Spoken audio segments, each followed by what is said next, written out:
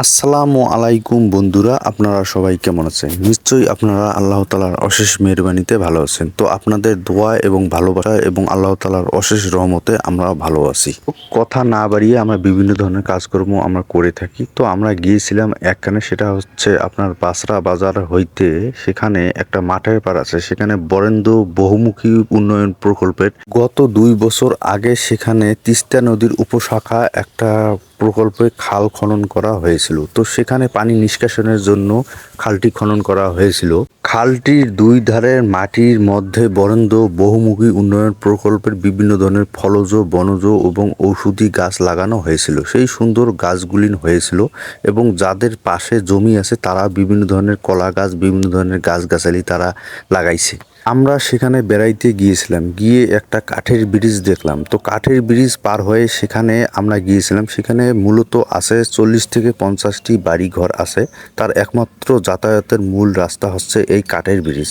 খাল খনন করার আগে আরেকটা ব্রিজ ছিল, মূলত খাল খনন করার পরে সেই ব্রিজটি ভেঙে গিয়েছিল, নতুন করে আরেকটি ব্রিজ তৈরি করা হয়েছে। এখানে গিয়ে আমরা নতুন একটা জাতের ধান দেখতে পেলাম, সেটা হচ্ছে ব্রো ধান। আগে এই কৃষকেরা এই ধানটা চাষাবাদ করছিল, কিন্তু উন্নত জাতের ধান আসার কারণে, বিভিন্ন ধরনের হাইব্রিড ধান আসার কারণে কৃষকেরা এখন আর এই ব্রো ধান চাষাবাদ করতে চায় না। কারণ বিভিন্ন ধরনের হাইব্রিড জাতের ধান আসার কারণে, অনেক ধরনের ধান আসার কারণে কৃষকেরা এখন এই ধান আবাদ করতে চায় না।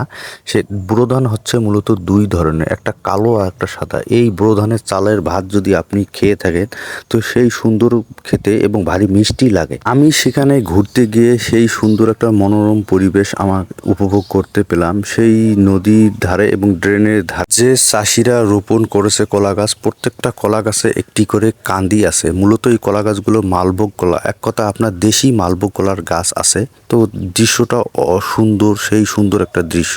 এখানে এক কৃষক তার পেঁয়াজ আবাদ করেছে। বেশ কয়েকদিন থেকে শিলা বৃষ্টি এবং ঘন ঘন বৃষ্টি হওয়ার কারণে পেঁয়াজের গাছগুলো একেবারে নুয়ে পড়েছে মাটির মধ্যে। তো পেঁয়াজ বেশ কিছুদিনের মধ্যে যেহেতু তোলা লাগবে, সেখানে গিয়ে এই দৃশ্যগুলি দেখে আমার একেবারেই প্রকৃতির মধ্যে আমি হারিয়ে গিয়েছিলাম। তো আপনারা যদি কখনো এই প্রকৃতির মাঝে হারিয়ে যেতে চান তো আপনাদেরকে আসতে হবে নাজিমকা রোড হইতে বাসরা বাজার মাঠের পার পর্যন্ত আপনাকে আসতে হবে। সেখানে গিয়ে একটা কাঠের ব্রিজ পার হয়ে আপনি এই দৃশ্যগুলো উপভোগ করতে পারবেন। তো সবাই ভালো থাকবেন, সুস্থ থাকবেন, আমাদের জন্য দোয়া করবেন। আমরাও আপনাদের জন্য দোয়া করি। আমাদের ভিডিওগুলি অন্যদের দেখার সুযোগ সৃষ্টি করবেন। সবাই ভালো থাকবেন। আসসালামু আলাইকুম।